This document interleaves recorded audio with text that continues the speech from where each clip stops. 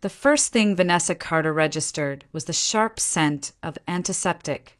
It lingered in the air, sterile and cold, pressing against her senses. When her eyes fluttered open, the ceiling above her swam into focus, harsh fluorescent lights, a dull white expanse broken only by the shadow of a metal arm holding a saline drip. She tried to move, but her head throbbed as if someone had struck her with a hammer.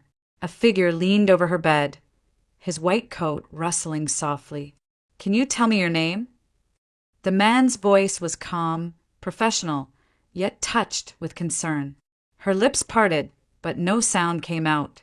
Panic rose in her chest as she realized she couldn't find the words.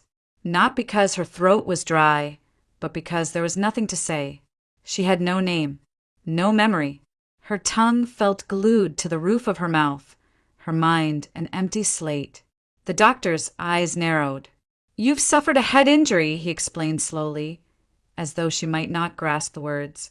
"And hypothermia. Temporary amnesia isn't unusual in cases like this. You're safe now, but it may take time for your memory to return." He waited, but Vanessa remained silent, staring at him as if he were speaking in code.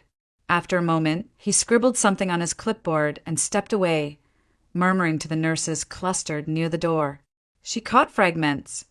Concussion, hypothermia, observation. They glanced at her, their expressions tight, pitying.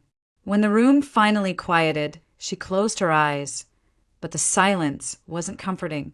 Darkness pressed in, and in that darkness came the echo of water, cold, endless water lapping at her skin. She shivered and clutched the thin blanket around her, but the sensation lingered, bone deep. The next morning, a group of doctors made their rounds. The tall one with glasses stopped at her bed. "Still no memory?" he asked. She shook her head. Her body felt intact, no broken bones, no obvious wounds, but her mind was fractured. Later, visitors trickled in for the other patients. An elderly woman across the ward received a boy of about 15, lanky and restless.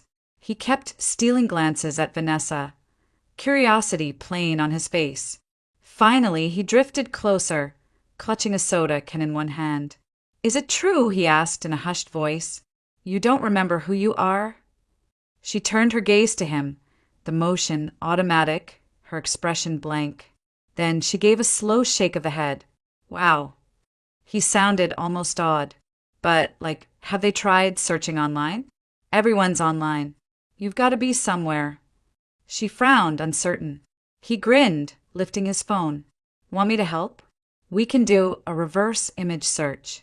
If I take your picture and upload it, maybe your social media pops up." Before she could protest, if she even knew how, he snapped a photo. His fingers flew across the screen, tapping, swiping, scanning.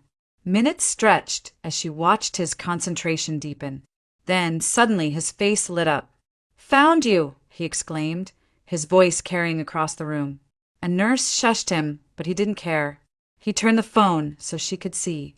On the screen was a profile picture.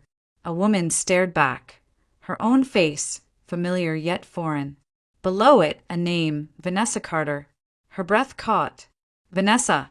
The syllables stirred something faint, a vibration deep inside. The boy leaned in. "See?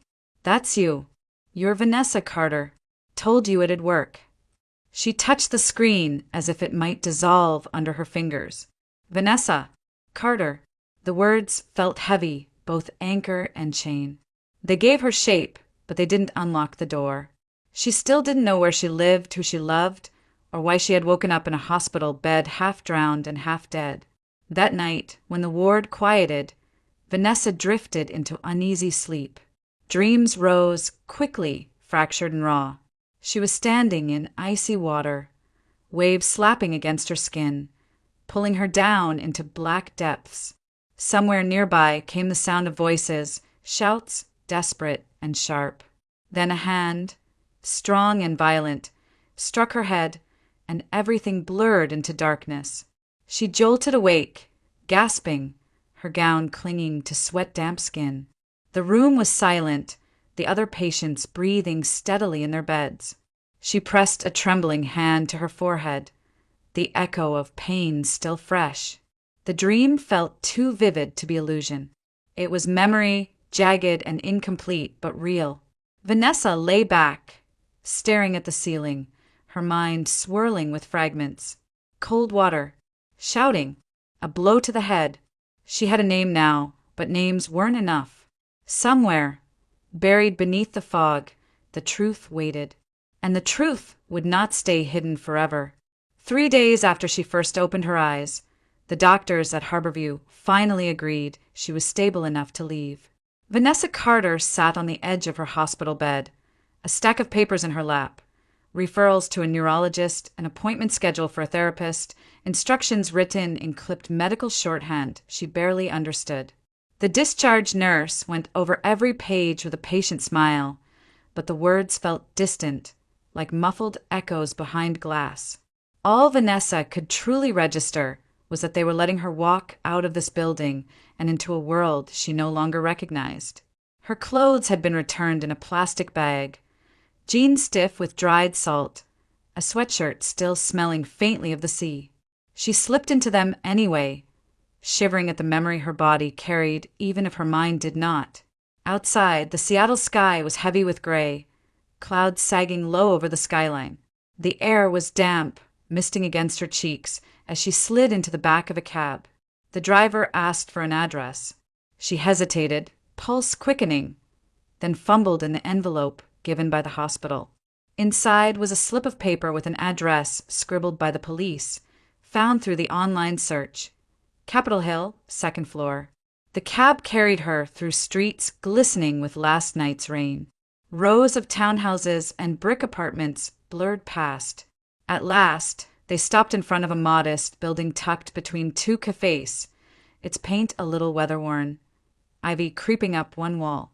She climbed the stairs slowly, key trembling in her hand. The lock clicked, the door swung open, and something inside her chest tightened.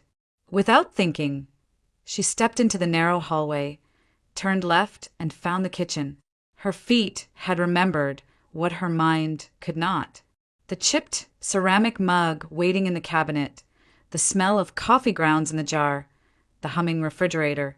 It was all familiar and yet not.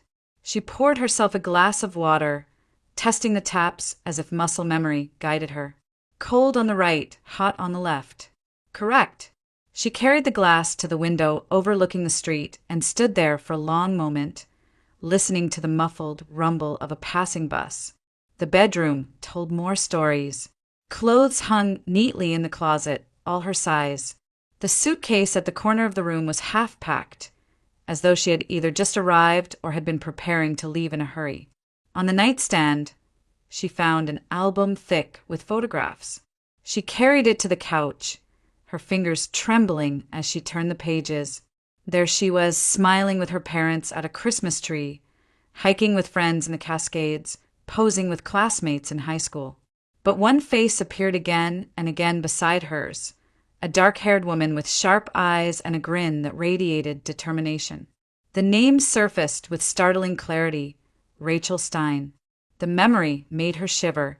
She didn't know why, but she felt that Rachel mattered. She was still holding the album when the phone rang. The sound jarred her. She nearly dropped the book. She searched the living room until she found the cordless handset buried under a stack of unopened mail. "Vanessa!" A voice asked urgently, female, breathless. "Oh, thank God. Where have you been?" "I've been calling for days, texting, nothing. Do you have any idea how worried I was?" Vanessa pressed the receiver tighter to her ear. The voice was familiar, yet slippery, like a tune half remembered. "It's Kelly. Kelly Parker," the woman continued. "We work together. Don't tell me you forgot me too." Vanessa swallowed hard, unable to form the right words. Kelly barreled on. "Listen, I don't know what happened, but you dropped off the face of the earth last Friday. Nobody's seen you." And then her voice broke. "Vanessa, you didn't even tell me you got fired. I had to hear it from HR." The word stung. Fired. Images flickered across Vanessa's mind. An office, harsh fluorescent lights, the taste of cheap coffee, the heavy silence when a manager closed the door behind her. She rubbed her temples, but the memory dissolved before she could grasp it. Kelly's voice softened. I know you're probably embarrassed, but you could have told me. Losing a job isn't the end of the world. You just disappeared, and then your phone went dead.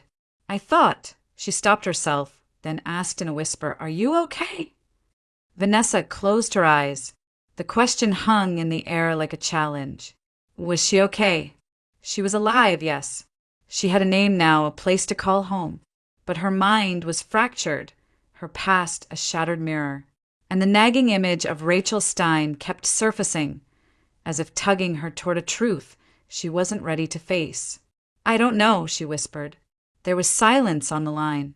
Then Kelly said firmly, I'm coming over tomorrow. You shouldn't be alone right now. The line clicked dead. Vanessa set the phone down, her heart racing. She looked around the apartment, at the packed suitcase, at the photographs, at the empty spaces memory should have filled. Somewhere in this place lay answers, but somewhere beyond it lurked the reason she had ended up broken and adrift in the cold waters of Puget Sound. And that reason, she suspected, was only beginning to show itself. The next day, Kelly Parker kept her word. She arrived with a paper bag of takeout and the kind of energy only worry could sustain.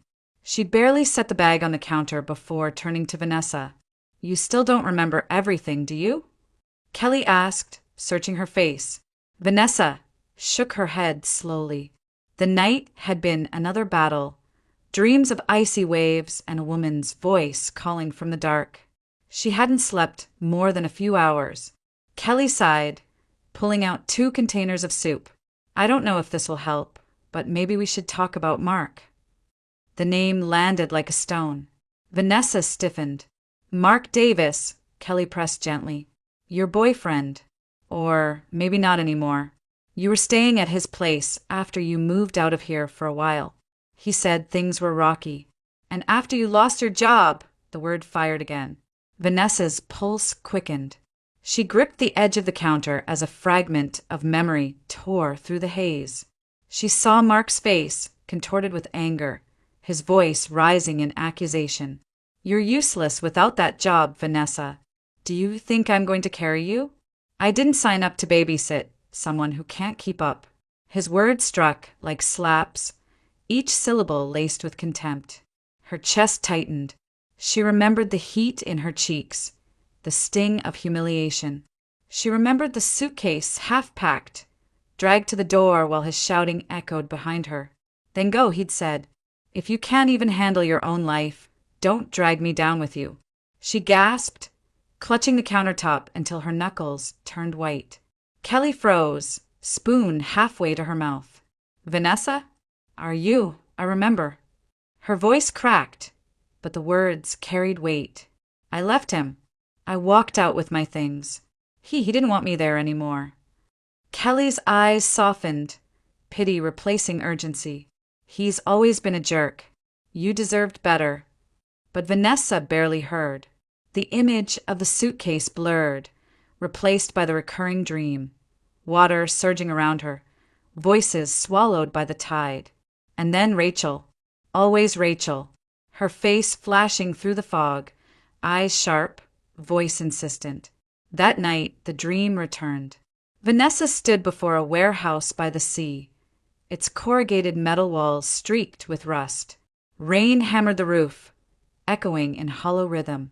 She heard Rachel's voice calling her name, urgent, desperate. A shadow loomed, a sudden blow to the head, then blackness. She woke drenched in sweat, heart pounding against her ribs. By morning, the decision had formed like iron in her chest. She needed to find Rachel Stein. Whatever bound them together, whatever this gnawing instinct meant, she couldn't ignore it. With the address scrawled in her old planner, one of the few things she'd found in her apartment, Vanessa boarded a bus heading north toward the quieter neighborhoods near Green Lake.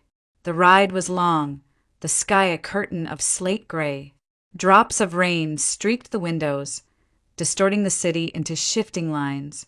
Rachel's house sat on a quiet street lined with fir trees, the kind of modest single-story home where time seemed to slow. Vanessa's hand trembled as she pressed the doorbell. For a long moment, there was only silence. Then footsteps and the door creaked open. A woman in her 60s stood framed in the doorway. Her hair was silver, her eyes sharp behind a pair of glasses. She blinked, studying Vanessa with a flicker of recognition. "Can I help you?" "I'm Vanessa Carter," she said carefully as if trying the name again. "I'm a friend of Rachel's." Her voice faltered. "I was hoping to see her." The woman's expression shifted, a shadow passing across her face. She stepped aside, motioning Vanessa in. The living room smelled faintly of old books and chamomile tea. "Rachel hasn't been home in nearly 2 weeks," the woman said finally, lowering herself onto the couch. "She left for the city, something about work, but she didn't come back. She hasn't called. Not once." Vanessa's breath caught. 2 weeks? "Yes. I thought maybe she was just busy, but it isn't like her. I've tried calling, but her phone is always off." The woman's eyes glistened. "Do you know anything?" Vanessa shook her head, throat tight. She didn't know, but the dreams, the fragments, the gnawing certainty in her gut told her Rachel's disappearance was no coincidence. She sat in silence, the rain tapping against the windows. For the first time since waking in that hospital bed, Vanessa felt a sliver of clarity. Whatever had happened to her, whatever had left her broken and adrift in Puget Sound, Rachel Stein was at the center of it. And if Rachel had vanished, it meant Vanessa's nightmare was only beginning. The rain had tapered off into a fine mist by the time Vanessa reached Rachel's apartment. It was a modest complex tucked behind an espresso bar in Fremont, the kind of building young journalists and artists clung to before the rent doubled. The hallway smelled faintly of mildew and old carpet cleaner. Vanessa's heart thudded as she lifted the spare key Rachel's mother had pressed into her palm. The lock turned with a reluctant click. The door creaked open, revealing a space in disarray. Stacks of notebooks and folders covered the small dining table. A laptop sat open, its screen black but still warm to the touch, as if abandoned mid-thought. Dishes lingered in the sink, a half-drained coffee mug perched precariously on the counter. Vanessa stepped carefully inside, every sense sharpened. She eased into the chair at the desk and tapped the space bar. The laptop whirred awake, the screen flooding with light. Rachel's inbox filled the screen, rows of subject lines, curt, demanding. She skimmed through them, her eyes darting over the words. Deadline missed again. "We can't keep covering for you. Final warning." Editors from 2 online outlets had filled her inbox with reprimands. Rachel had been drowning under pressure. Vanessa's chest tightened. She could almost hear Rachel's voice arguing with an unseen editor. Fire laced into every word. But buried among the barrage of deadlines was something else. A message dated 2 weeks earlier. Sender, Hannah Miller. The subject line was deceptively plain, meeting tonight. 8 p.m. Will send location. Vanessa clicked it open. A short line of text appeared. "It's important. You'll understand when you see it. Don't come alone." Below it, a pinned map marker glowed. A warehouse on the southern edge of Puget Sound, an old boathouse long abandoned after the yacht club folded. The moment she saw the map, her body stiffened. The dream, the rain, the metal roof, the hollow echo of footsteps. She knew this place. Her pulse quickened as she pulled on her coat and headed back into the gray Seattle afternoon. The city seemed to blur around her as she boarded a bus, then another. By the time she stepped off near the shoreline, the mist had thickened into drizzle. The boathouse stood at the edge of the water, its siding weathered to a dull orange. Graffiti scrawled across the lower panels. A rusted staircase wound to the second floor. Vanessa's breath came shallow as she placed her hand on the railing. A shock of recognition coursed through her. She climbed slowly. At the top, A narrow hallway led to a room with blinds half closed against the weak light. She pushed the door open, the hinges whining. The interior smelled of damp wood and rust, the air heavy with forgotten salt. Tables and broken chairs lay scattered, but one corner held sharp clarity. Vanessa's knees weakened as fragments surged back. Rachel was here. Vanessa could see her friend at the table. Photographs spread across the wood grain. Faces pinned to paper. Names scribbled in margins. And at the center, one man, his expression smug even in candid shots. Victor Green. The name surfaced from the fog with brutal force. She remembered Rachel leaning in close, voice urgent. He's not just corrupt. He's dangerous. He has blood on his hands, Vanessa. Vanessa blinked hard, her breath catching.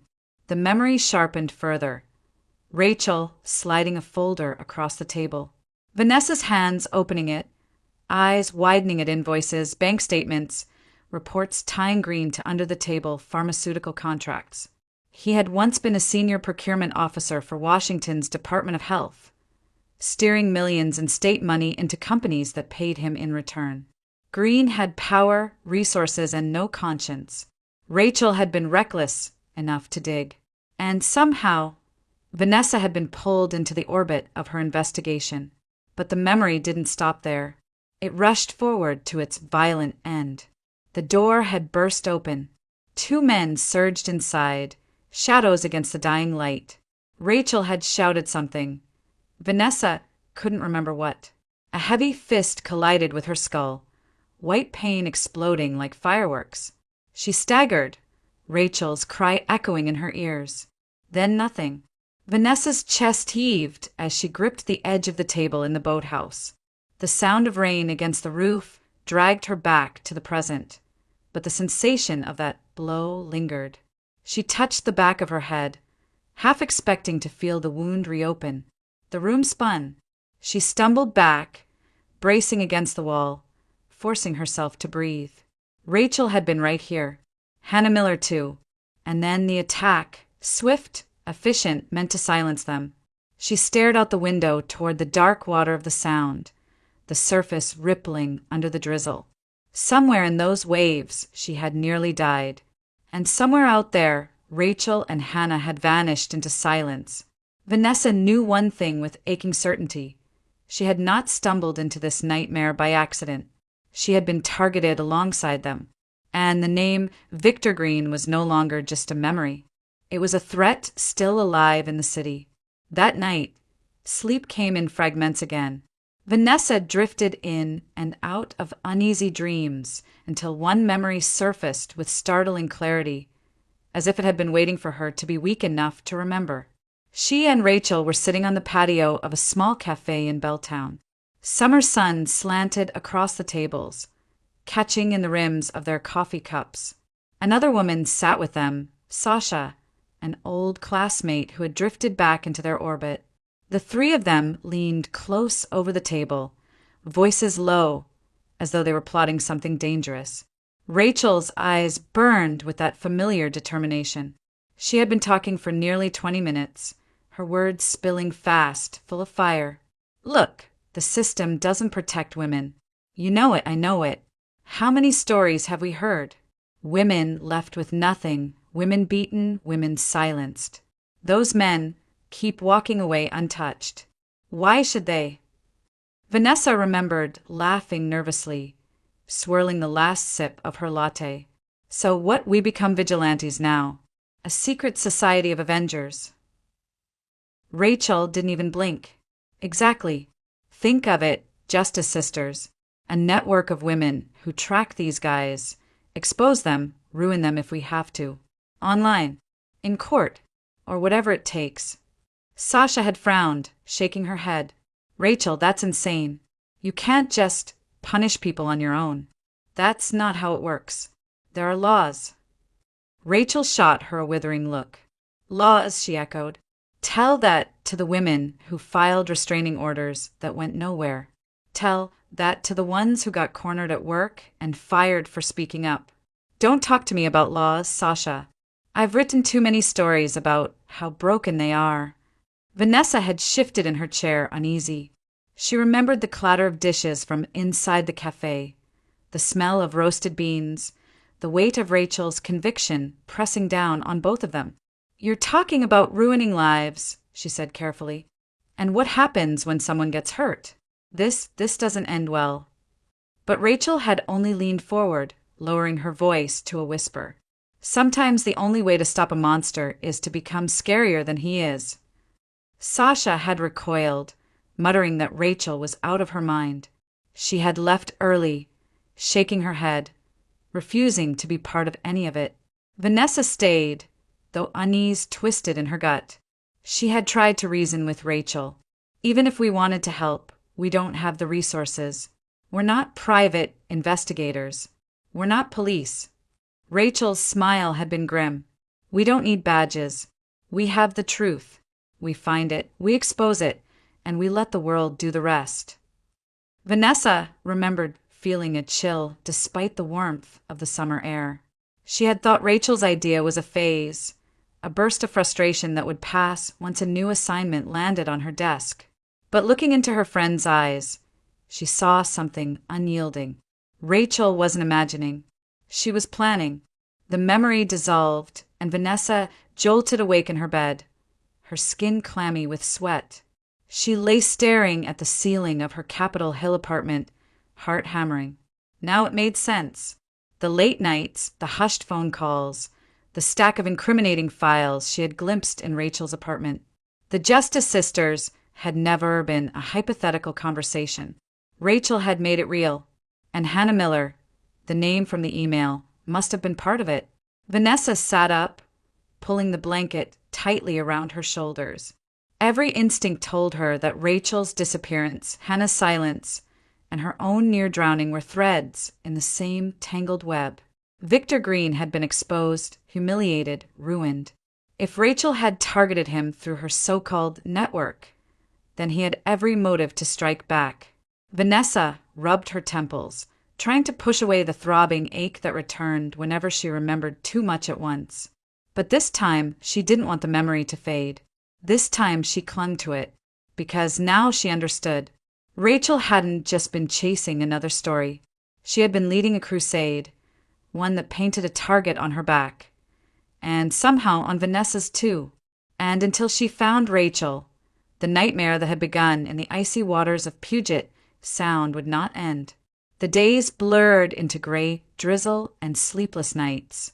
Vanessa combed through Rachel's apartment again, determined not to miss anything. That was when she found the folder shoved between two stacks of newspapers.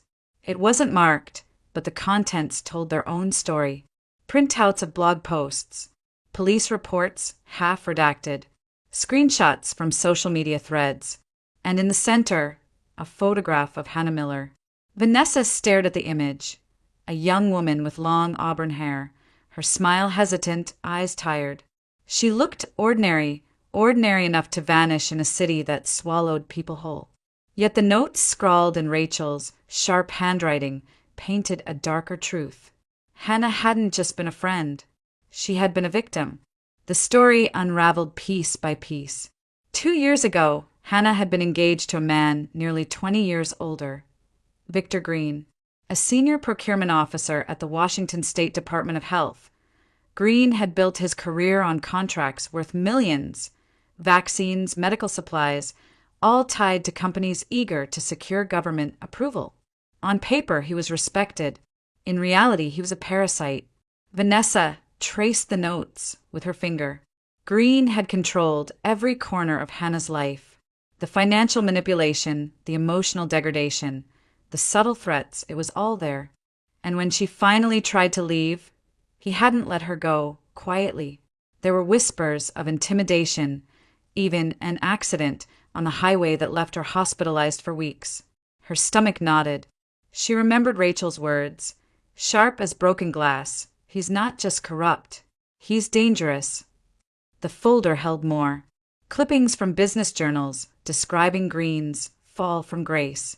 An expose hinted at by unnamed sources, fueled by leaked photographs of him with women who weren't his wife. And then a final note sent to father-in-law. Confirmed. Vanessa's breath caught. Rachel had done this. She had gathered the evidence, the photographs, the timelines, and delivered them straight to the one man who could end Green's career, his wealthy father-in-law. The scandal had detonated like a bomb. Green's marriage collapsed. The divorce finalized in record time. He lost his post at the department, his name dragged through local media. And he knew exactly who had pulled the trigger. Vanessa sat back in Rachel's chair, the apartment silent except for the hum of the refrigerator. She could almost see it. Rachel, triumphant, believing she'd struck a blow for justice.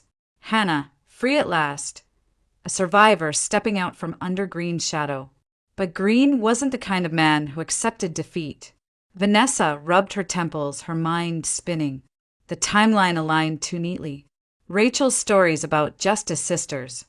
Hannah's email setting up a secret meeting at the boathouse.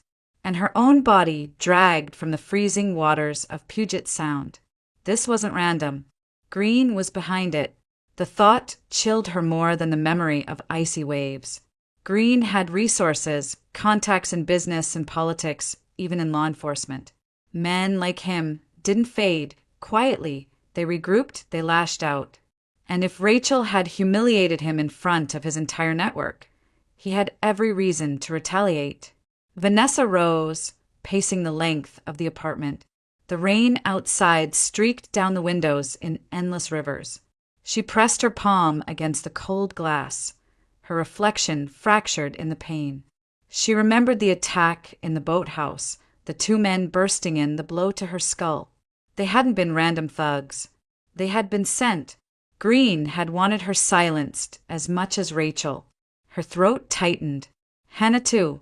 The young woman who had once been his fiancée, the proof of his cruelty, the reason his carefully built empire had crumbled. Vanessa closed the folder and hugged it to her chest, as though it might steady her pounding heart. She didn't want to believe one man could hold so much power over their lives. But every trail she followed circled back to him. Victor Green wasn't just a name in her fractured memory anymore. He was a shadow looming over every step she took. And if Rachel and Hannah were still alive, he was the one keeping them hidden. The deeper Vanessa dug, the more inevitable the next step felt. Green had torn through the lives of every woman who crossed him, and yet there was one thread Rachel's notes hadn't fully unraveled. His ex-wife, Margaret. Late one evening, hunched over Rachel's laptop, Vanessa found her. Margaret Green had reverted to her maiden name, Wallace, after the divorce. She lived quietly in a townhouse outside Bellevue with her daughter Julia, 9 years old. Her social media page was modest, filled with photos of Julia feeding ducks at Green Lake, drawings taped to the fridge, snapshots of school plays. The domestic normalcy made Vanessa's chest ache. She stared at the screen for a long time. Then she whispered to herself, if Green could lose everything, because of them, maybe he can lose more. The thought frightened her, but it stayed. 2 days later, she stood on Margaret's porch, rehearsing the lie she had cobbled together. The door opened to reveal a woman in her 30s. Blonde hair pulled back, weariness etched into her features. "Hi," Vanessa began, her voice unsteady. "I saw your post about looking for after-school help. Someone to pick Julia up. Stay with her until you're home." Margaret tilted her head, suspicion flickering across her eyes. But then Julia appeared at her side, holding a stuffed rabbit. "Mom, who is it?" Margaret's features softened. She stepped aside. "Come in." The house smelled of cinnamon and laundry detergent. Vanessa followed Margaret into the kitchen, where toys and textbooks were scattered across the table. Julia darted to the living room, humming to herself. Margaret gestured to a chair. "You've worked with kids before." Vanessa's throat tightened. She had intended to carry the lie further, to play the part of a would-be nanny. But the weight of what she was about to ask pressed too heavy. She folded her hands and forced herself to speak. "No, that's not why I'm here." Margaret froze, her eyes narrowing. Then why are you standing in my kitchen? Vanessa exhaled shakily. Because I know what kind of man your ex-husband is, and I think he's behind something terrible. She told her everything. The attack at the boathouse, the missing women, Rachel's investigation, the folder of evidence. Her words tumbled out, raw and desperate. Margaret's face drained of color. She gripped the edge of the counter as though it were the only thing keeping her upright. You're telling me Victor? Her voice cracked. She tried again. You're saying he hasn't stopped? Vanessa leaned forward, urgent. He never will. Not until someone forces him to. But I need your help to do that. Margaret shook her head violently. No, absolutely not. Julia's all I have. You're asking me to put her in danger. I would never let her be hurt, Vanessa cut in. Her voice broke. But Green doesn't know me. He knows you. If he thinks you and Julia are gone missing, then I can use that. I can make him believe he has something to lose. The room fell into silence. Margaret stared at her, eyes brimming with disbelief, with fear, with something else too, recognition. She knew the monster she had married. She knew he was capable of anything. Finally, she whispered, You want me to disappear? Yes, Vanessa said, her voice hoarse. Just for a few days, long enough to force him out of hiding, long enough to make him talk. Margaret looked toward the living room, where Julia's laughter floated through the air. She closed her eyes, her hands trembling. Then, with a quiet exhale, she nodded. If it means stopping him, I'll do it. Relief crashed through Vanessa, mingled with dread. She had crossed a line she could never uncross. She was dragging a mother and her child into a dangerous game, using them as pawns against a man who already destroyed lives with ease. That night, as she lay awake on her own couch, the rain hammering against the window, Vanessa turned the plan over in her mind again and again. Every instinct screamed that it was wrong, reckless, unforgivable. She wasn't a detective, wasn't a vigilante. She was just a woman clawing at the edges of her broken memory. But Rachel's face haunted her. Hannah's too. If Green had them, time was running out. Vanessa pressed her palms against her eyes, fighting the tears. She had gone too far to turn back. Whatever the cost, she would see this through. Vanessa rehearsed the words 100 times before she dialed. Her hands trembled as she gripped the burner phone. The rain tapping against her apartment window like a warning she could no longer ignore. The line clicked, and after 2 rings, a deep, irritated voice answered. Green. Her throat tightened, but she forced the words out. Victor, I have your ex-wife and your daughter. If you want them back, you'll return Rachel Stein and Hannah Miller. Alive. The silence on the other end stretched too long. Vanessa braced herself for denial, outrage, panic. But instead, Green chuckled. Low, humorless. You don't waste time, he said. His tone was calm, far too calm. So Rachel's friend finally crawls out of the water. The blood drained from her face. He knew. He had always known she survived. And his voice carried none of the confusion of an innocent man. No demand for explanation. No questions about who Rachel and Hannah were. Only recognition. Her gamble had worked. It was confirmation enough.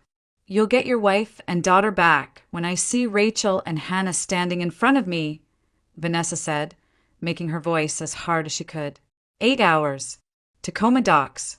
If you try anything, you'll never see Julia again. Green didn't argue. He didn't bargain. Fine, he said simply and hung up. The dead tone hummed in Vanessa's ear long after. She sat frozen, the phone heavy in her palm, her body trembling with adrenaline and dread.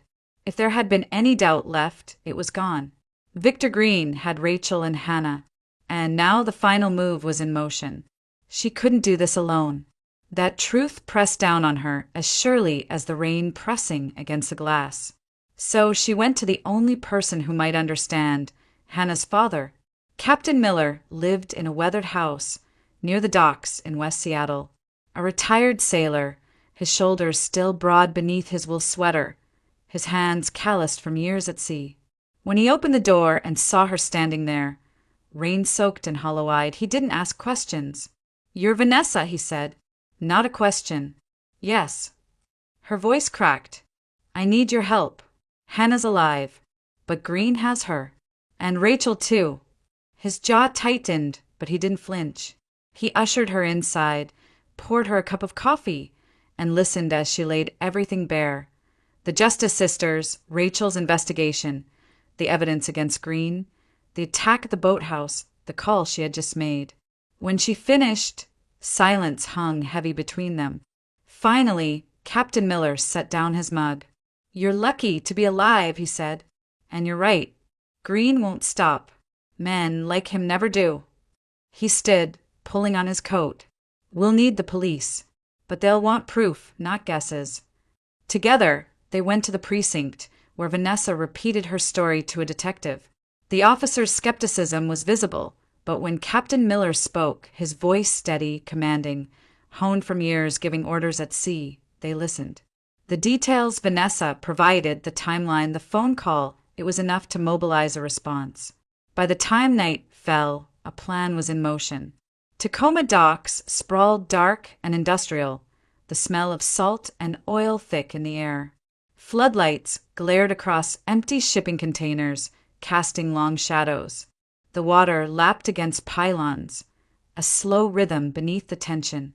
Vanessa stood with Captain Miller at the edge of the cordoned-off pier. Beyond them, unmarked patrol cars idled in silence, their headlights dimmed. Officers waited in the shadows, weapons ready. Every instinct screamed at her to run. She wasn't a cop. She wasn't a fighter. She was just a woman clinging to the shards of her memory, desperate to save her friend. But it was too late to turn back. She wrapped her arms around herself, her breath clouding in the cold night air. Captain Miller rested a heavy hand on her shoulder, steady and grounding. "Stay behind me," he said firmly, "no matter what happens." Vanessa nodded, though fear clawed at her throat.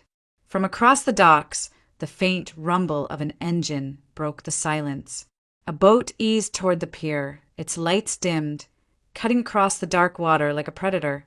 This was it, the moment she had feared since waking in that hospital bed. The moment when everything, the lies, the memories, the blood, would come to a head. Vanessa clenched her fists, her eyes fixed on the approaching vessel. Somewhere on that boat, Rachel and Hannah's lives hung in the balance, and the man who had orchestrated everything was finally stepping into the open. The night air at the Tacoma docks was raw, carrying the briny sting of salt water and diesel fuel. Vanessa huddled deeper into her coat, the damp wind cutting to her bones. Around her, the shadows moved with purpose. Seattle PD officers crouched behind stacks of shipping containers, radios clipped to their shoulders, eyes fixed on the water. A few yards away, Captain Miller stood like a stone pillar, hands shoved deep into his coat pockets, jaw tight with restrained fury. The rumble of the approaching boat grew louder, vibrating through the wooden planks beneath their feet. Floodlights from the patrol units stayed dark. Silence clung to the pier, broken only by the slap of water against the pylons. Vanessa's breath came shallow, her pulse roaring in her ears. Then the vessel emerged from the darkness. A sleek motorboat, paint dulled, its bow cutting through the black water. It slowed near the pier, but didn't tie off.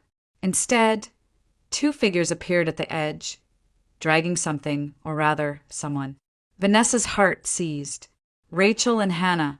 They were thrown unceremoniously into the water, their bodies splashing against the current before striking the barnacle-crusted edge of the dock. Hannah screamed as she clung to the slick wood. Rachel, battered but alive, fought to pull them both up. Their coughing and cries echoed across the still night. Vanessa's instinct screamed at her to run forward, to grab them, but Captain Miller's arm shot out, barring her path. His voice was low, steady. "Wait," because the trap was already springing shut. From every direction, Flashlights flared to life. Officers surged forward, weapons drawn, their shouts ringing through the night. Seattle PD, hands in the air. The men on the boat froze, caught in the harsh beams of light. One tried to reach for his waistband, but a warning shot cracked across the water, halting him cold. Within seconds, officers were swarming the vessel, forcing the men to their knees. And there he was, Victor Green. He stood near the helm, his tailored coat dripping with mist, his face carved into a mask of contempt. Even cornered, even with a dozen rifles aimed at him, his arrogance radiated. His eyes swept the pier until they landed on Vanessa. A thin, venomous smile curved his lips. "So it's you," he said, his voice carrying over the water. "The drowning girl who didn't stay drowned." Vanessa's stomach twisted, but she met his gaze. For the first time since this nightmare began, she wasn't trembling. Officers yanked Green's arms behind his back, the metallic click of handcuffs ringing sharp against the roar of the tide. He didn't resist. He only stared at her, as though memorizing her face, as though promising that this wasn't finished. But it was. Captain Miller rushed forward, dropping to his knees beside Rachel and Hannah. He pulled Hannah into his arms, his weathered face breaking with relief as she clung to him, sobbing. Rachel coughed violently, salt water spilling down her chin, before lifting her gaze to Vanessa. Their eyes met, and for a heartbeat, everything else fell away. "You're alive," Rachel rasped, her voice hoarse. "So are you," Vanessa whispered back. Later, after the chaos dimmed and Green's men were loaded into squad cars, they gathered in the corner of the dock, wrapped in emergency blankets. Rachel's face was pale, her body trembling with exhaustion. But the fire in her eyes had not dimmed. She reached for Vanessa's hand, gripping it hard. "It was the Justice Sisters," she admitted, voice low but steady. "Green found out. He knew I was the one who exposed him. Hannah was the proof he couldn't bury. That's why he came after us." Vanessa swallowed, the words confirming what she had already pieced together. He wanted to erase all of it, all of you. Rachel's eyes flicked to Captain Miller, then back. "We were reckless. I thought we could control it. I thought revenge would feel like justice, but it only painted a target on our backs." The weight of her words settled between them. Vanessa felt the chill seep deeper, not from the night air, but from the truth. Green's empire of lies had crumbled, his arrogance broken under the spotlight of law and consequence. The Justice Sisters had drawn blood, but the price had nearly been their lives. As dawn threatened the horizon, streaks of pale gray cutting through the night, Vanessa stood at the edge of the dock. The tide whispered below, dark and endless, carrying away the remnants of a battle she hadn't asked for but could never escape. The truth was clear now. Green's threat was finished. The women had survived. But survival came with its own cost, etched into scars that would never fully fade. For the first time since waking in that hospital bed, Vanessa felt something like finality. The nightmare had reached its peak, and at last it was over. The city was quiet when they returned. A pale drizzle clung to the streets, washing Tacoma salt and oil from their clothes, but not the memories. Police had finished their statements. The dock was empty and Green was behind bars. Yet, as Vanessa, Rachel, and Hannah stepped back into Seattle, the night still carried the echo of sirens. They gathered in Vanessa's apartment, the only place that felt safe enough. The lamps cast a warm glow against the rain-streaked windows, a fragile barrier against the darkness outside. Vanessa set water to boil on the stove, her hands moving automatically. The scent of chamomile filled the air. Rachel sat hunched on the couch, her blanket draped like armor. Hannah curled in an armchair, legs pulled to her chest, eyes staring somewhere far away. Their bodies were here, but part of them was still on the dock, still tasting salt water, still hearing the snap of handcuffs around Green's wrists. When Vanessa set the cups down, steam rising from the porcelain, no one spoke at first. The clink of ceramic against the table was the only sound. Finally, Rachel lifted her head. Her voice was raw but steady. "We should have known. I should have known." She gave a bitter laugh that broke into a cough. "Justice Sisters. What a name. I thought we could fight back, give women power the system denied them. And maybe, for a moment, we did. Green lost his job, his reputation. But in the end, revenge didn't give us peace. It nearly killed us." Hannah nodded faintly, her eyes brimming with tears. "I thought if he suffered like I did, I'd feel free. But tonight, all I felt was fear." Vanessa held her cup tightly, the heat pressing into her palms. She wanted to tell them they weren't wrong, that Green deserved every ounce of ruin, that monsters like him only understood force. But the truth weighed heavy. She remembered the water dragging her under, the helplessness of not knowing her own name, the sight of Rachel being dragged onto that dock. They were alive, yes, but not because revenge had saved them, because luck had, because Green had underestimated them just long enough for the police to strike. Rachel leaned back, exhaustion etched into every line of her face. "We can't be who we thought we could be. Not Avengers, not vigilantes, just women who survived. That has to be enough." The words settled like ash. Vanessa's gaze drifted to the photograph, still tucked in her wallet, the one she had seen on Margaret Wallace's page. Julia, Green's daughter, feeding swans at Green Lake, her small hand scattering breadcrumbs into the water, her face alight with simple joy. That image clung to her, pure and uncorrupted. Julia wasn't burdened with Green's sins, or the scars of betrayal, or the hunger for vengeance. She was a child, untouched by the darkness that had nearly consumed them all. Vanessa realized that was the future worth protecting, not endless cycles of revenge, but the fragile hope embodied in children like Julia. If justice meant anything, it was breaking those cycles, not feeding them. The rain softened outside, a faint patter against the glass. Vanessa sipped her tea, letting the warmth ease the tremor in her chest. "We can't undo what happened," she said quietly, "but we can choose what comes after."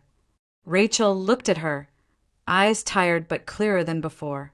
Hannah shifted in her chair, unfolding her legs, grounding herself again. For a moment, the three of them sat in silence, breathing in the steam, letting the world outside shrink to nothing but the circle of lamplight around them. The storm had passed, but its shadow lingered. They all knew scars remained, scars that wouldn't fade overnight, scars that might never fully fade. But survival itself was a kind of justice, and truth, no matter how painful, had finally been dragged into the light. As the night deepened, Vanessa closed her eyes. She no longer saw waves or fists in the dark. She saw Julia by the lake, her laughter echoing as birds rose from the water in a flurry of wings. And with that image came a fragile peace. Justice, Vanessa realized, was not about revenge. It was about truth. And the truth, once revealed, had the power to end even the darkest of storms.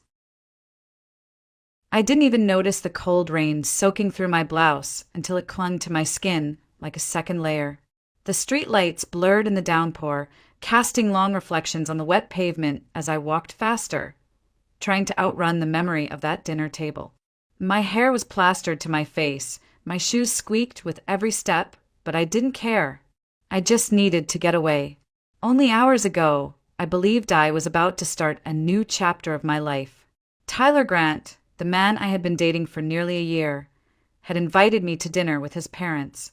He said it with that easy smile of his, the one that always melted my doubts. "It's time you meet them, Nat. You're important to me." Those words had echoed in my head as I stood in front of the mirror earlier that evening, carefully choosing my outfit and telling myself that, maybe, this was it, maybe he was planning to propose soon. But nothing prepared me for what I walked into. The Grants were wealthy in a way I had only seen in magazines. Their house wasn't just big, it looked like something out of an architectural digest. The dinner table was long enough to seat 20. even though only 4 of us sat there.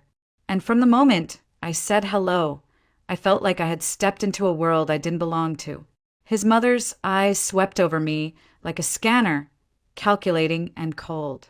His father's handshake was firm, polite, but there was no warmth behind it.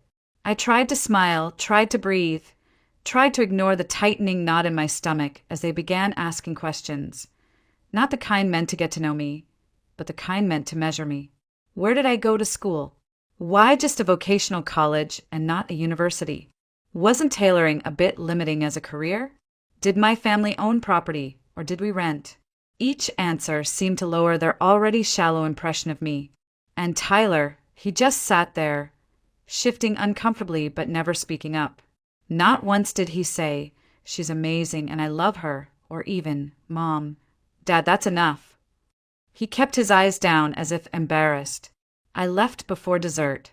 I couldn't sit there another second, pretending I wasn't breaking inside. I had hoped, stupidly, maybe, that Tyler would follow me, that he would take my hand and say he didn't care what they thought. But he didn't. I walked out alone into the storm, and he stayed behind. Now here I was, trudging through the rain, clutching my purse to my chest as if it could hold my dignity together. I thought about heading straight home, but I couldn't, not yet. My mom, Susan, has a heart condition. Stress is dangerous for her, and she's always been sensitive to my moods. I couldn't just walk in crying, couldn't let her see the humiliation written all over my face. She's been through enough already. She doesn't need to carry my heartbreak too. So I kept walking until I saw the warm lights of a small, 24-hour coffee shop on the corner. I ducked inside, shaking water from my hair and wiping at my face, pretending it was only rain that streaked my cheeks. The smell of roasted coffee beans wrapped around me like a blanket, and for a moment I let myself breathe. But then it hit me. This wasn't just about Tyler or his parents. This was about me. About every time I'd told myself I wasn't good enough because I didn't have a fancy degree or a trust fund. About every late night I'd spent at the sewing machine, building a dream so small I thought it barely counted. And about how I'd pinned so much hope on someone who, when it really mattered, stayed silent. I curled my hands around a steaming cup of coffee and stared out at the rain. It blurred everything, cars, lights, people rushing by, but it couldn't blur the truth I was finally beginning to see. This wasn't the end of my story. Maybe it was just the brutal, messy beginning of something I hadn't yet imagined. When I was a little girl, it was just me and Mom. No brothers, no sisters, no dad waiting at the door when we came home. My father had left before I could even form a memory of him, and Mom never spoke ill of him. She just said some people aren't ready to love the way a family needs. That was all I needed to know. We lived in a modest 2-bedroom apartment on the edge of Des Moines, Iowa. It wasn't much, but it was ours, or rather, it was rented and decorated with love, which sometimes feels like the same thing. Mom worked as an administrative assistant at a small insurance firm, always juggling paperwork and phone calls with a calm smile on her face. Even on days when I could see how tired she was, she would come home, hang up her coat, and ask, "So, Nat, what did you dream about today?" Her heart condition wasn't something I understood as a child. I just knew she would get winded climbing stairs or have to sit down when her chest tightened. As I grew older, I realized how fragile she really was and how strong at the same time. Doctors had told her years ago not to risk pregnancy because of her weak heart, but she decided life without me wasn't worth living.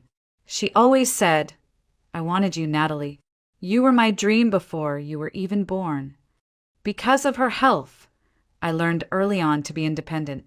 While other kids were out riding bikes until dark, I was learning to cook simple dinners or folding laundry so Mom wouldn't have to push herself. It never felt like a burden. She had given me everything she could, and helping her back felt natural. What Mom gave me most, though, was creativity.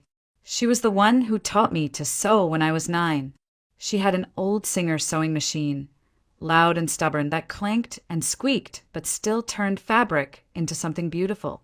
I remember sitting at that machine, my feet barely reaching the pedal, sewing crooked lines on scraps of old fabric while Mom clapped like I'd just finished a runway show.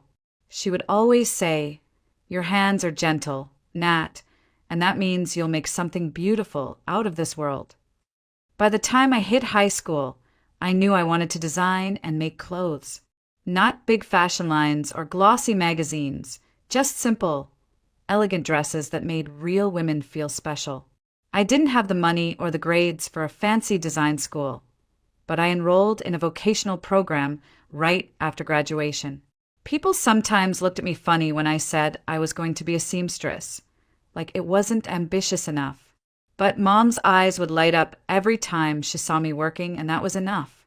We didn't have much money, and I'll admit, sometimes it was hard.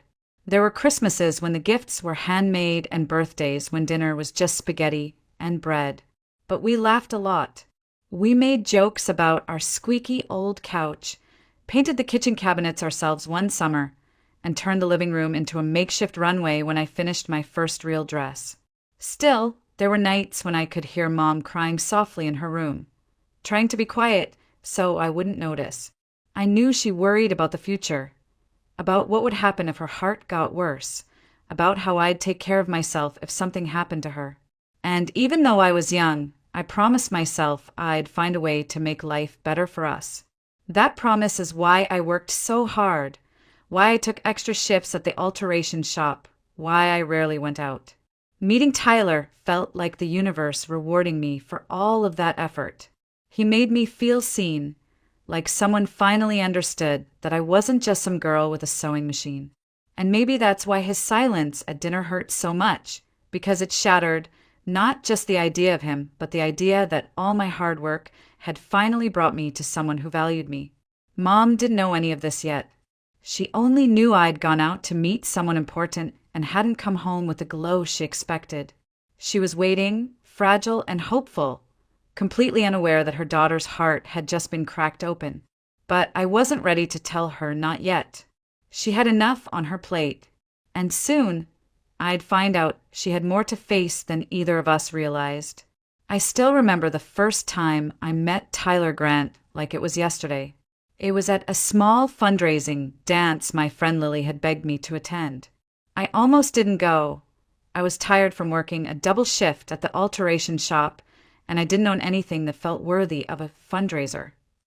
But Lily insisted, and I gave in, pulling out a simple navy dress I'd made myself months earlier. The venue was beautiful, string lights wrapped around pillars, soft jazz floating through the air, people mingling in suits and dresses that cost more than my monthly rent. I felt out of place the moment I walked in, clinging to a plastic cup of punch like it was my shield. And then Tyler walked over. He wasn't like the others, not at first glance. He didn't flash that arrogant smirk I'd seen on some of the guys there. Instead, he had this warm, confident smile, like he actually wanted to talk to me. His dark hair was neatly styled, his suit obviously custom, but there was something easy about him. "Is this your first time at one of these?" he asked, leaning slightly so I could hear him over the music. I nodded, smiling nervously. "Is it that obvious?" He grinned, a little, but that's not a bad thing. Sometimes the people who don't belong at these things are the most interesting ones here. I laughed, feeling an unexpected spark. We talked for what felt like hours that night about my job, his studies at a business school, our favorite places to eat in the city. He didn't seem fazed when I said I was a seamstress. In fact, he looked impressed. "You actually make clothes? That's amazing. I can barely sew a button back on."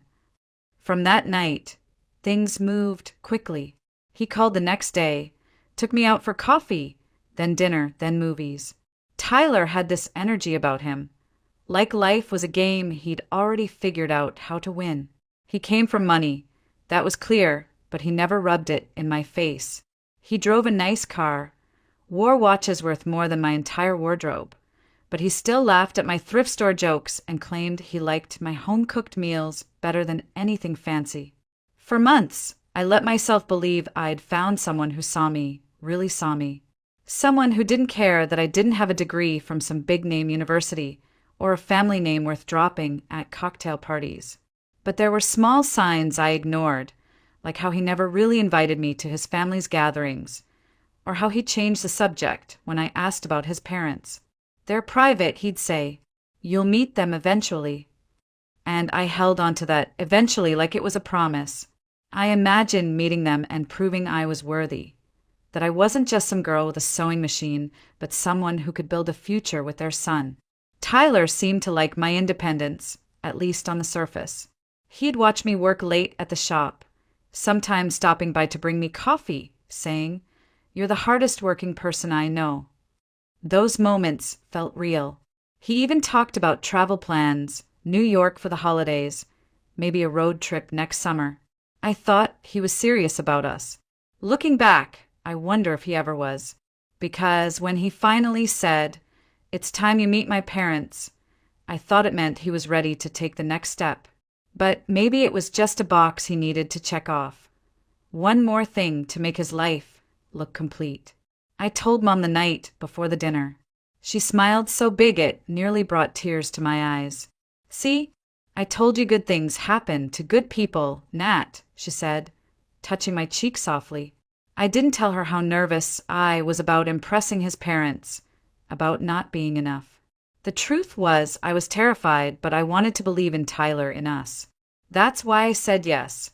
Why I put on that soft peach blouse I'd sewn myself. Why I rehearsed polite conversation in my head on the way there. I had no idea how much that one night would change everything.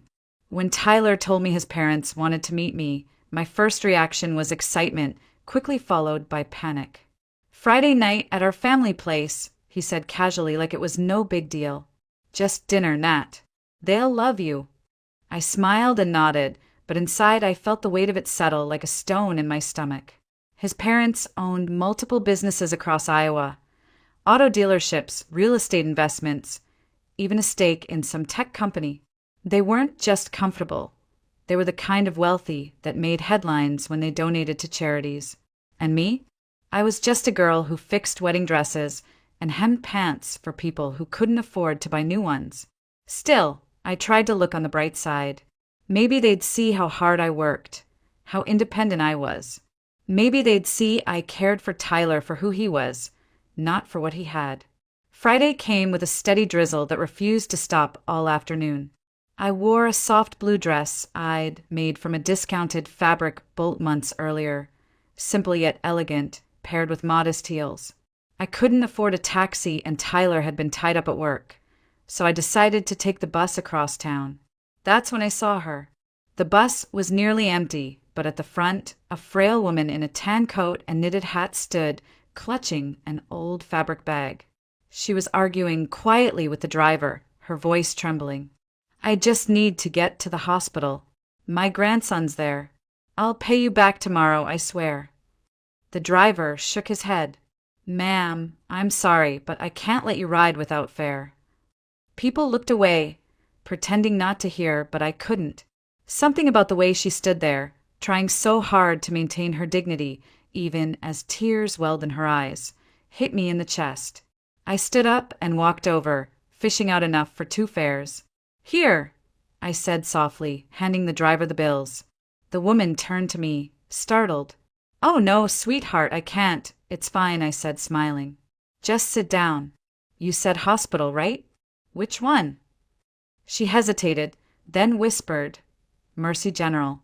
My grandson had an accident. They say he'll be okay, but I need to be there." I nodded. "Then you definitely shouldn't be standing here arguing."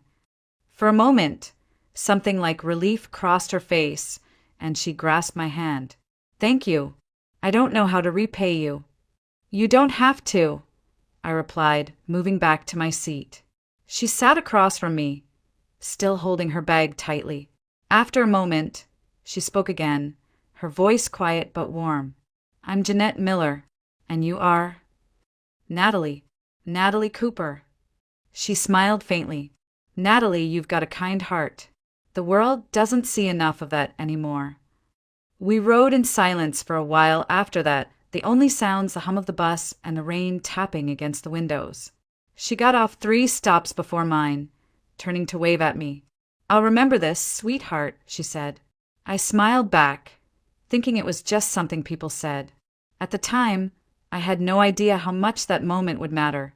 By the time I arrived at the grand estate, the drizzle had turned into a full downpour. Their house loomed like a mansion straight out of a movie, columns, landscape gardens, even a fountain at the front. I paused at the gate, took a deep breath, and told myself to hold my head high. I could do this. Inside, I wiped raindrops from my dress, rehearsing polite greetings in my head. Smile. Shake hands. Compliment the home. Don't talk too much about work unless they ask. I thought the hardest part of the evening would be my nerves. I didn't realize it would be something far worse. Something that would make the bus ride, the rain, even the worry about my dress seem so small. The butler. I didn't even know people actually had butlers. Opened the door and ushered me into a foyer so big it could have held my entire apartment twice over. Marble floors, a chandelier dripping with crystal, and a staircase that curved like something out of a historical drama. I smoothed the skirt of my dress and tried to swallow the lump in my throat. Tyler came down the stairs, smiling that easy smile I'd fallen for.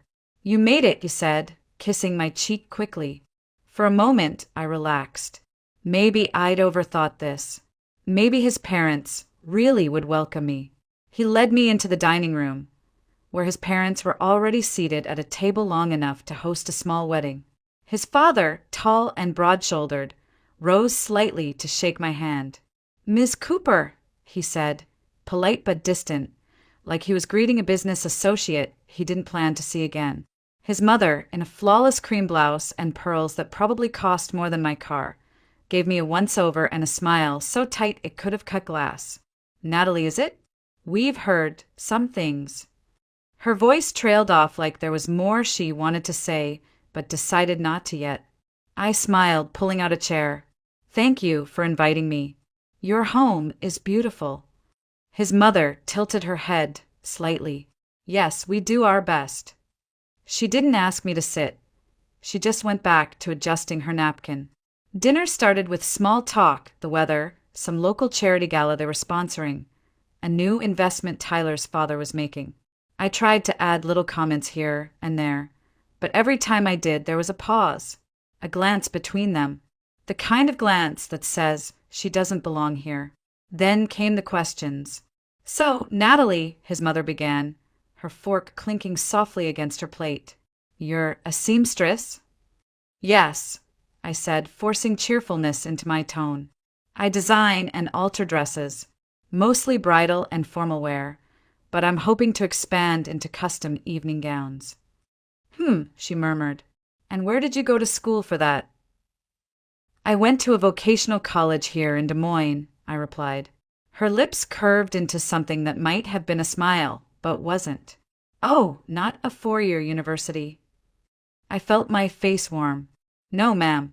I chose a faster program so I could start working and helping my mom sooner." "Helping your mother?" Tyler's father interjected, his tone curious but edged. "Is she unwell?" I hesitated, wondering how much to say. "She has a heart condition. I live with her, so I can help when she needs it." His mother's eyes flicked toward Tyler, then back to me. "How admirable," she said flatly. The rest of dinner continued in that same rhythm. Questions that weren't really questions, compliments that felt like tiny cuts. "Do you rent or own your apartment? How many clients do you have? Have you ever considered changing careers?" It wasn't what they said, it was how they said it. I could feel myself shrinking with each passing minute. And Tyler, he just sat there. He laughed at his father's jokes, nodded when his mother spoke, but he never once stepped in to say, "She's amazing and I love her." He didn't defend me, didn't ease the tension, didn't even look me in the eye when I tried to catch his gaze. By the time dessert was served, my appetite was gone. I placed my napkin on the table and forced a smile. "Thank you so much for dinner. I'm afraid I need to get going. Early morning at work tomorrow." His mother's expression didn't change. "Of course. It was enlightening to meet you." I stood, clutching my purse, waiting, hoping for Tyler to follow me, to at least ask if I was okay. But he stayed seated, murmuring something to his father as if I'd already left. So I walked out alone. The rain outside had turned heavier, but I didn't care. Each drop masked the tears spilling from my eyes. I wrapped my arms around myself and started walking, the sound of my heels slapping against the wet pavement drowning out the ache in my chest. Somewhere deep down, I knew that night wasn't just a bad dinner. It was the end of something I had believed in, and maybe, in its own painful way, the beginning of something else entirely. When I finally made it home that night, I stood in the hallway for a full minute, trying to force a smile onto my face before opening the door. My mom's health was fragile, and the last thing she needed was to see her daughter broken and dripping, wet like a character in some tragic movie. I took a deep breath, wiped my face with my sleeve, and stepped inside. "Nat, is that you?" Mom called from her bedroom. Her voice carried the same gentle warmth it always had, but there was a hint of fatigue underneath. "Yeah, Mom. Just got in." I kicked off my soaked heels and tried to sound cheerful. "It's pouring out there. I think I set a new record for walking in heels." She chuckled softly. "That's my girl. Did everything go well tonight?" I hesitated for just a fraction of a second before answering. "Yeah, it was fine. Just tired, that's all." I could hear the rustling of her blankets as she shifted in bed. "You work too hard, sweetheart. Don't forget to rest." "I won't, Mom," I said, heading straight to the shower before she could see my face and ask the questions I wasn't ready to answer. Under the hot water, I let myself cry again, quietly so she wouldn't hear. The sting of humiliation from Tyler's silence, the cold judgment in his mother's eyes, all of it spilled out and swirled down the drain.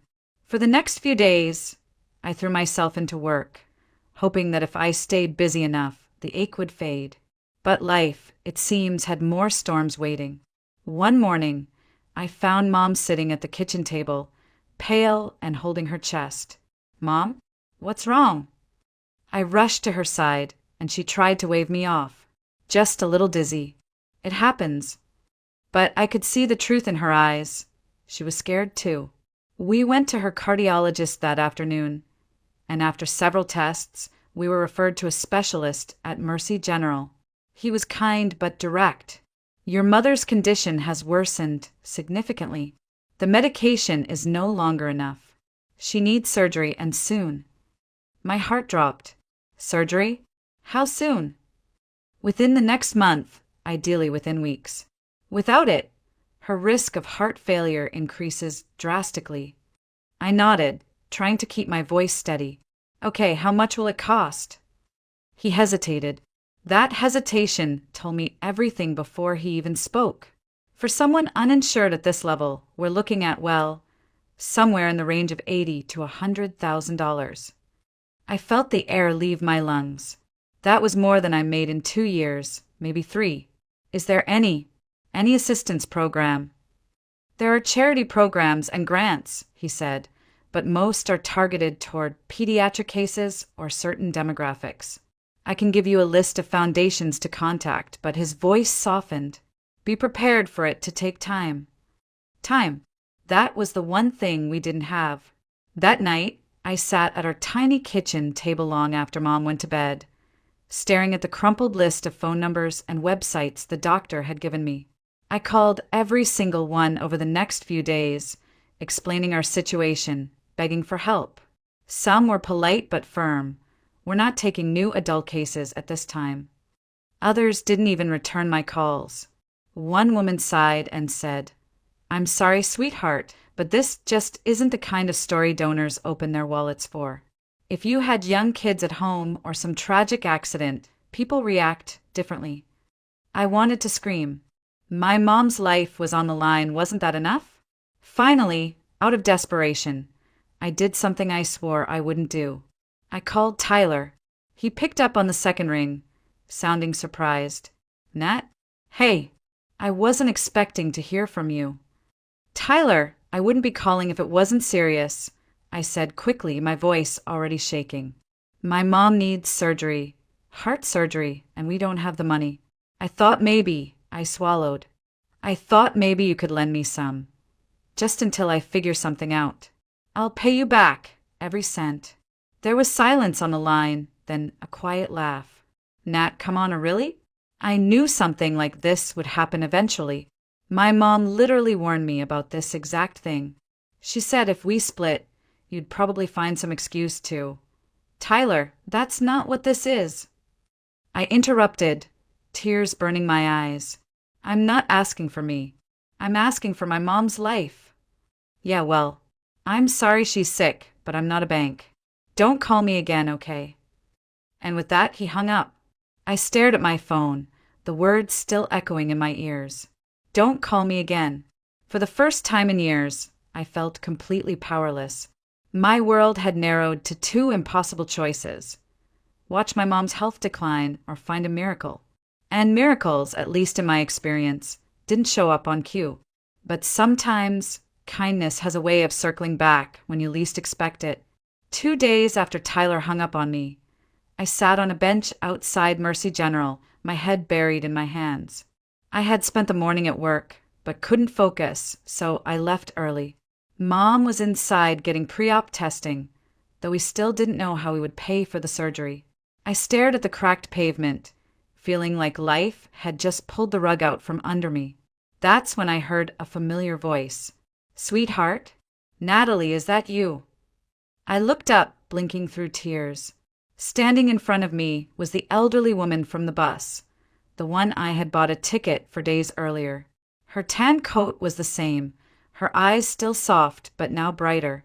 Mrs. Miller? I said, surprised. She smiled and reached for my hands. I told you I'd remember you. Are you all right, honey? You look like I did the day I lost my husband. I shook my head, embarrassed. It's just been a bad week. My mom's here. She needs heart surgery, but we don't have the money to pay for it. I don't know what to do. For a moment, she studied me, then slowly sat down beside me. You're the girl who gave me bus fare when I had nothing in my pockets. You didn't even think about it, did you? I shrugged. It wasn't a big deal. It was to me, she said firmly. That day, my grandson was hurt in an accident. If not for you, I would have missed seeing him awake for the first time. She looked over her shoulder and waved. Benjamin, over here. A tall man in his late 20s walked toward us.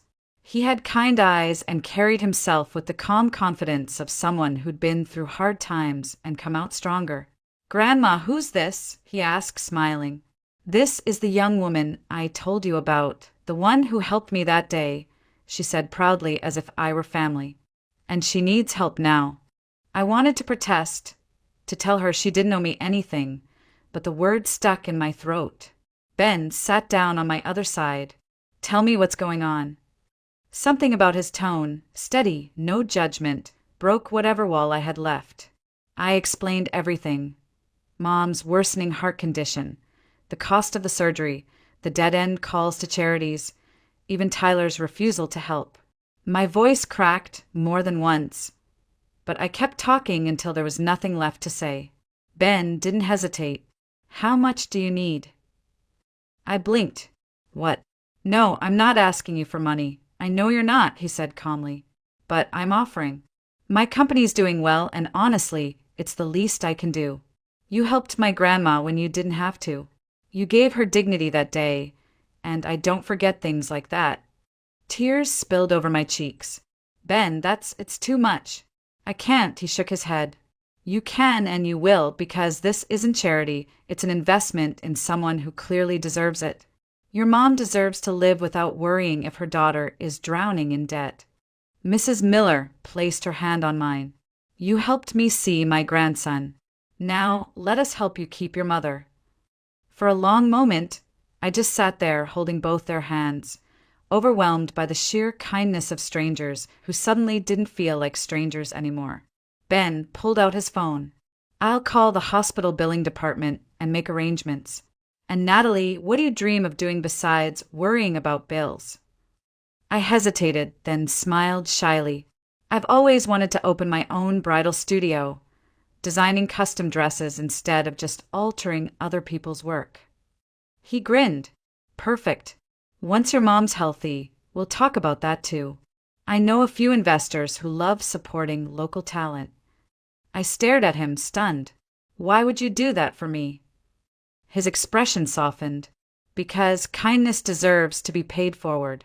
And because you remind me of my grandma. Quiet strength, even when life's unfair. People like you, you're rare. For the first time in weeks, I felt hope, not the fragile, desperate kind, but something real, steady, like the first warm day after a long winter. As we walked back into the hospital together, I glanced at the gray sky outside and felt something shift inside me. Sometimes life breaks you, so you can see who's truly there to help pick up the pieces. The surgery was scheduled for the following week, and thanks to Ben's immediate intervention, the hospital cleared the financial hold in less than 48 hours. I couldn't believe it when the billing manager called me directly to confirm, "Your mother's surgery is fully funded. You don't need to worry about payment." I sat there in stunned silence before whispering, "Thank you," over and over until my voice gave out. On the morning of the procedure, Mom gripped my hand as they wheeled her into the operating room. "Natalie," she said softly, "don't let this scare you. Life has a way of turning pain into something beautiful. You just have to let it." I smiled, though tears blurred my vision. "I'm not scared, Mom. Not anymore." The surgery lasted 6 hours. I paced the waiting room, clutching my phone like a lifeline. Ben and his grandmother stayed with me the entire time, bringing coffee, making quiet conversation, even distracting me with funny stories about Ben's childhood mishaps. It felt surreal how only a week earlier they were strangers, and now they were a lifeline. Finally, the surgeon walked out with a tired smile. "It went perfectly. She's stable and resting. With proper recovery, she has an excellent prognosis." Relief crashed over me like a wave, leaving me shaky but lighter than I'd felt in months. I thanked him, thanked every nurse in sight, and then collapsed into a chair, crying, not from fear this time, but from sheer gratitude. The next few months passed in a blur of hospital visits, medication schedules, and slow recovery milestones. Mom grew stronger each week, her cheeks gaining color, her laugh coming easier. Only after 3 months did her doctors confirm she could return to her normal daily routine. She kept saying, "I feel like I've been given a second life." True to his word, Ben didn't disappear after writing a check. He visited often, bringing flowers for Mom and coffee for me, asking about my dream studio like it wasn't just idle conversation. One afternoon, while Mom was napping, he sat at our tiny kitchen table, spreading out some documents. "I wasn't kidding about investing in your future, Natalie," he said. "I know you want your own bridal studio. I want to help you make it real." I stared at him, stunned. "Ben, you've already done too much." He smiled. "You call saving a life too much? This is nothing. I've seen your work. It's incredible. You don't just sew. You create moments people never forget. You deserve the chance to do it your way." It took some convincing, but eventually I said yes. Not because I wanted charity, but because I finally believed I was worth believing in. 9 months after my mom had fully recovered, Cooper Bridal finally opened its doors in a cozy downtown space. It had taken months of planning, licensing, renovations, and building my client list, but at last the dream was real. Mom stood beside me at the ribbon cutting, tears in her eyes, holding a bouquet Ben had given her. That day, as I looked at the small crowd cheering us on, friends, clients, even Ben's grandmother, I realized something profound. Family isn't just who you're born to. It's who shows up when everything falls apart. Ben became a constant presence, not just as a business partner, but as a friend, and maybe something more, though we never rushed it. There was comfort in the slow, steady way our connection grew, rooted in trust rather than infatuation. One afternoon, a young bride-to-be came into my shop, shy and quiet, saying she didn't feel beautiful in anything she tried on. I worked with her for weeks, creating something just for her. When she finally tried on the finished gown, she burst into tears. "I feel beautiful again," she whispered. Those words stayed with me long after she left because they echoed my own journey. I'd felt broken and small, unworthy of love or dreams. But through kindness, both given and received, I'd found myself again. Standing in my studio, surrounded by silk and lace, I thought about Tyler for the first time in months. Not with anger, not with regret, but with a kind of distant gratitude. If he hadn't failed me, I might never have walked the path that led to this life, these people, this healing. Sometimes heartbreak isn't the end. Sometimes it's the push you need to discover where you truly belong. And as I watched my mom laughing with Ben's grandmother in the corner, both of them healthy and full of life, I realized something. I wasn't just surviving anymore. I was thriving. And it all started with one simple act of kindness on a rainy bus ride, one moment that proved the world can still surprise you in beautiful ways.